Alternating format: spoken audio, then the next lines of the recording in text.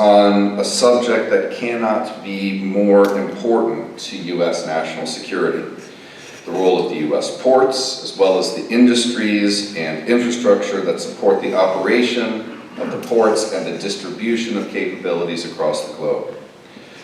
All, of course, as components of U.S. power projection. On behalf of NDTA and the Center for American Studies, let me please thank our sponsors first for this event. Thanks also to the coordinators behind the scenes who made all of this happen. From CNU, a special thanks to our research fellow, Dylan Frederick, and our intrepid junior fellows, Emily McKenna, PJ Jones, and all of the other intrepid fellows that you've seen out at the registration desk and assisting in every way for this conference. Thanks also to NDTA, to Admiral Brown, and to Craig Himes, and the other wonderful NDTA staff. After 7 years, it feels like we're all family now. I should also mention that some of the revenue generated by this conference enables us to offer scholarships to outstanding CNU students, interns within the center, and also national security students. So on behalf of CNU and our students, I want to say thank you to NDTA, Admiral, Craig, and the rest for the support. It's wonderful for our students. Now I'd like to hand things back to the Master of Ceremonies, our partner in crime on all this stuff, Admiral Brown.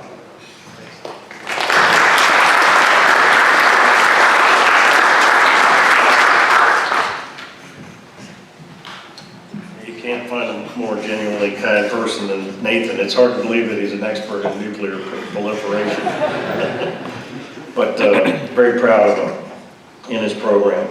At this time, it also gives me great pleasure to introduce Ms. Kristina O'Brien, Deputy Commanding General, Acting Commander of the Military Surface Deployment Distribution Command.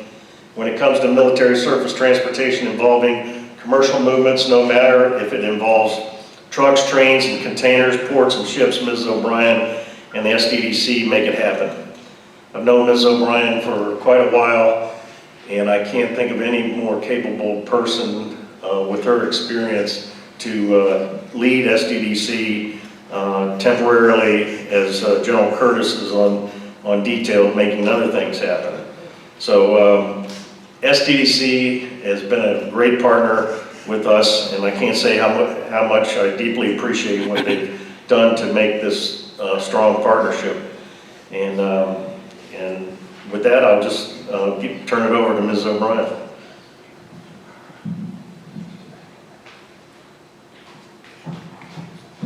Okay, good morning, everyone. And I will keep this short because you have an opportunity to hear a little bit more from me this afternoon after lunch. So I need to make sure I keep that one snappy, right? So really, on behalf of Major General Curtis and Command Sergeant Major Brown, just want to welcome everybody to the Surface Force Projection Working Group and Conference. And really, for the team, General Curtis absolutely wanted to be here, and he had every intention of being here.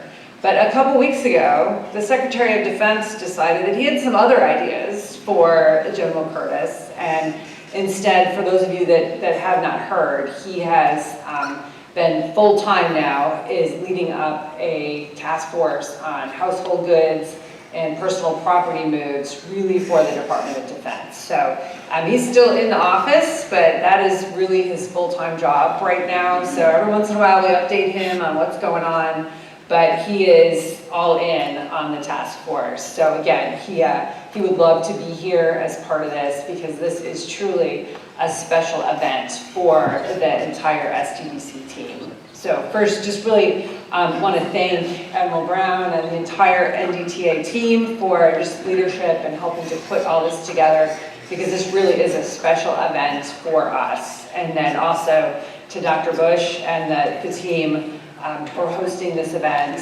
And everyone who's here for the first time is just always in awe of the campus and the hospitality and the incredible things that you and your team do to help make this happen. It's just great, so thanks so much. And then to really our other partner in crime, Marriott, Mr. Doug Harrington and his team, just all the support as we work together to help get after with the entire team here some of these challenges that we have. And so really to all of our partners in the office, that's what yesterday, today, tomorrow are really all about. And when people ask me, they're like, what is SDDC? What is the Surface Deployment and Distribution Command? Like, what do you actually do, right? And because we don't own anything. We're like, okay, you own trucks, no, we don't own anything, right? What we actually do is we work very closely with another team, right? Instead, we actually support all of our deployment and distribution through missions. All that mission is on trucks and trains and vessels that we don't actually own, and we do that through terminals and ports that we don't control. And that's all of the team members in here that help us actually do our mission. And that's why this event is so important, because it's that smaller group together talking about some of these challenges and solutions that we have. And so really a great lineup over the next couple days. Really look forward to the conversation with everyone and getting after some of these challenges. I'll get to share a little bit of some of SDDC's approach and how we're trying to look at some of this transformation that's going on this afternoon, but we can't do that alone, and that is with everybody that's in this room. So just really look forward to the next couple days and having that opportunity to share ideas and solutions. And thank you all so much for taking time to be here with us so that we can work on this together. Thank you.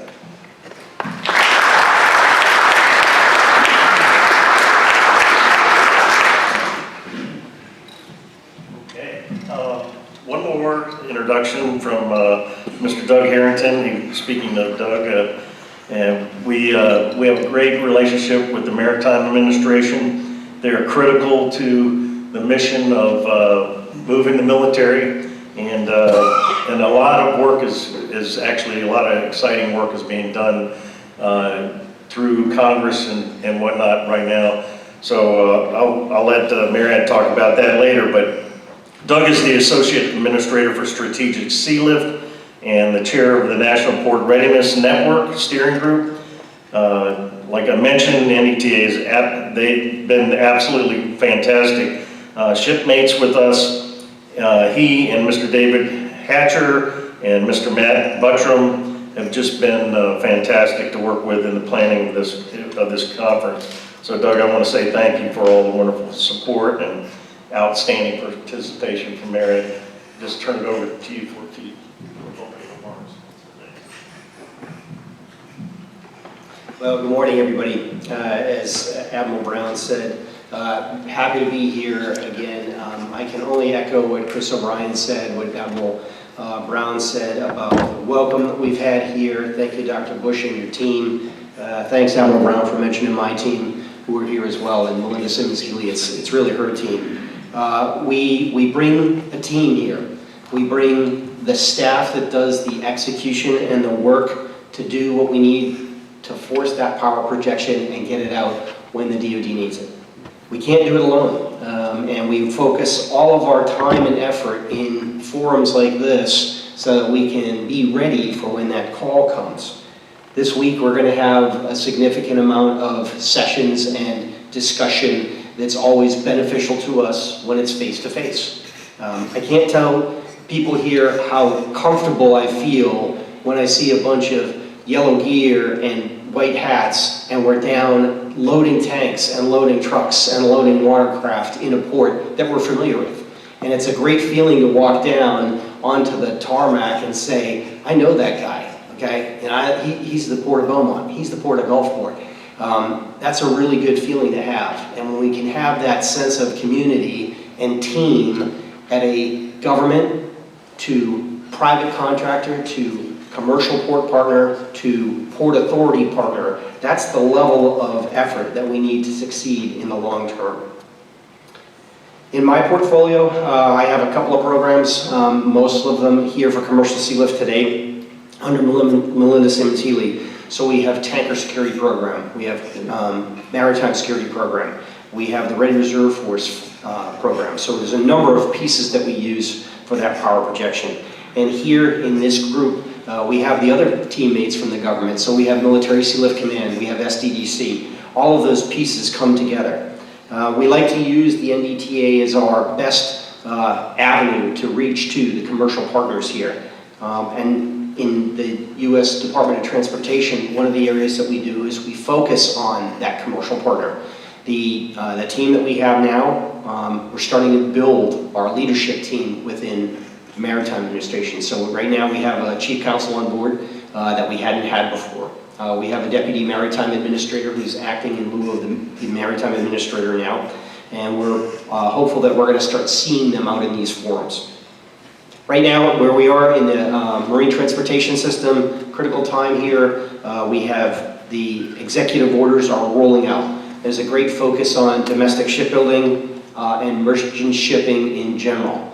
But what's also within that is the port infrastructure that we've had where we're trying to take care of that through the various programs. And you'll see a great deal of change in our programs as these efforts from the executive order and the drivers behind it continue to make change. So we're working now to develop the inputs for the Maritime Action Plan, or MAP, that the President's called for in the executive order.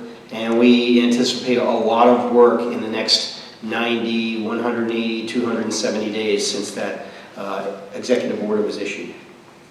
The theme of this year's conference, Challenging the Joint Force Deployment Status Quo, Improving the Large-Scale Deployment Model. It's a very good time for us to be thinking about that. We have a great deal of focus now on what's called the Defense Industrial Base, the Maritime Defense Industrial Base, the Shipbuilding Industrial Base. All of these are tied to the work that we're going to do for power projection.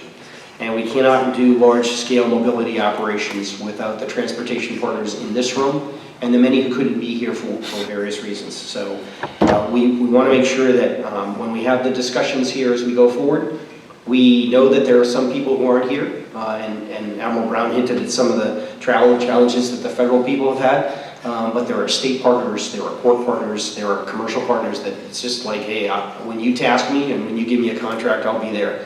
So we're looking forward to learning a lot in the next couple of days. I think this conference is a strengthening tool, right? So we want to use this to build that familiarity and to identify those hiccups or challenges that are going to slow or impede our movement when it comes time to actually doing a deployment that's being driven at the highest levels of our nation, all the way down to the lowest deck plate, to the lowest troop, to the lowest stevedore, to the lowest cargo handler, to the lowest guy on the ship.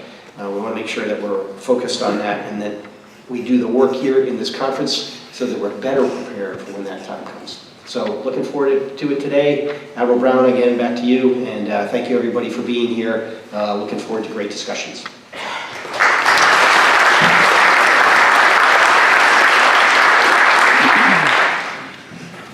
Yeah, it's exciting to see the momentum building and see ships being built and all that kind of stuff. But that last thing that Doug mentioned is the people side of the business. And I just want to thank all those that are serving on ships and being trained by folks like Augie Tellis sitting back there to go to sea and to make all this happen. And this, it takes a large network of people to move large bodies of forces.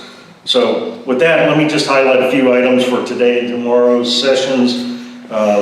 You can hopefully, you can see we got General Burleson going to speak to us from a warfighter perspective. Mr. Ryan Samuelson will lead a panel. And then we've got Commissioner Max Vikich. He's from the FMC, Federal Maritime Commission. He'll be speaking at lunch today.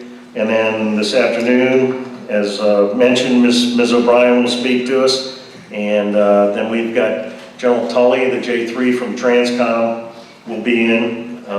with his panel. And then we'll have Mr. Michael Tierney talking to us about unmanned aerial systems, which will tag on to some of the discussion that we had yesterday. And then tonight we've got a reception. That'll be here near the exhibit hall. Tomorrow, opening remarks, let's see, Mr. David Fisher will be speaking to us.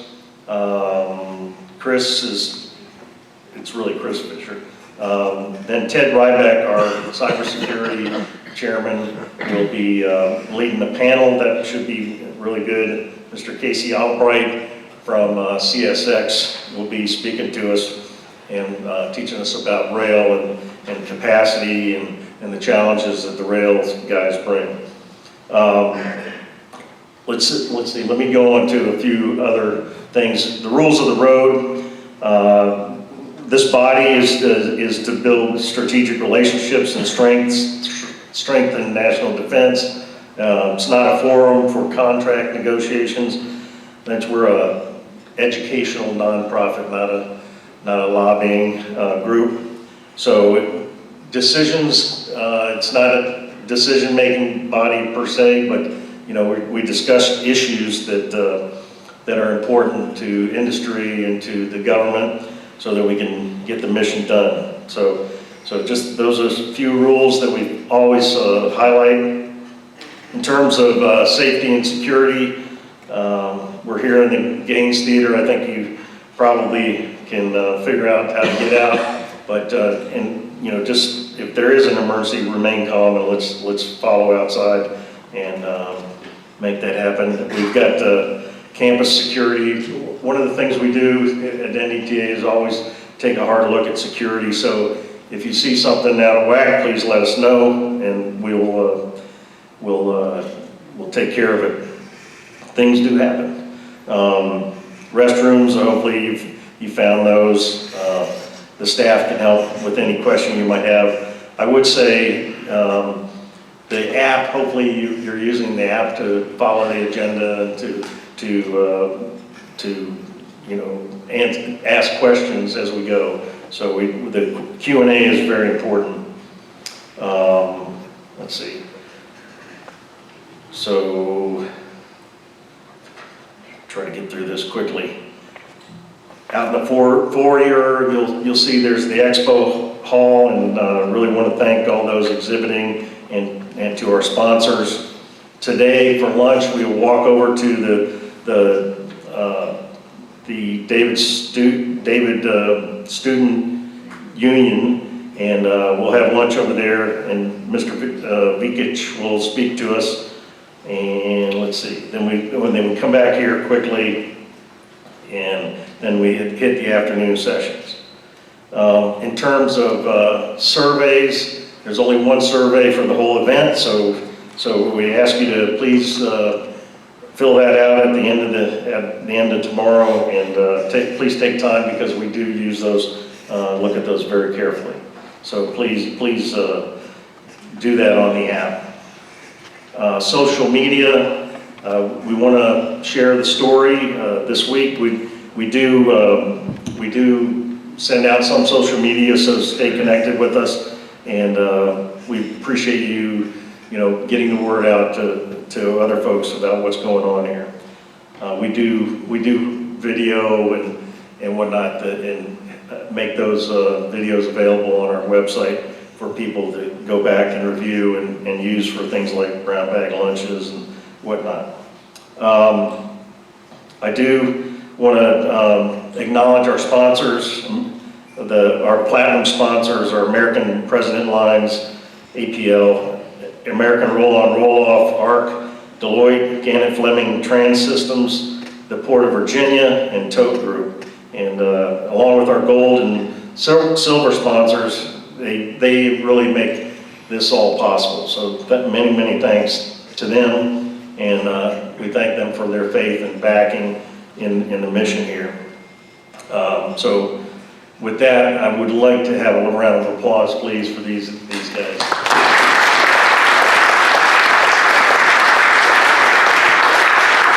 And when we developed our theme for this conference, challenging the joint force deployment status quo and improving large-scale deployment model, we thought it was especially important to hear from a military leader of combat forces. And so we are very fortunate through General Curtis to have our first keynote speaker, Lieutenant General Bill Burleson, United States Army retired. He's dedicated his military career to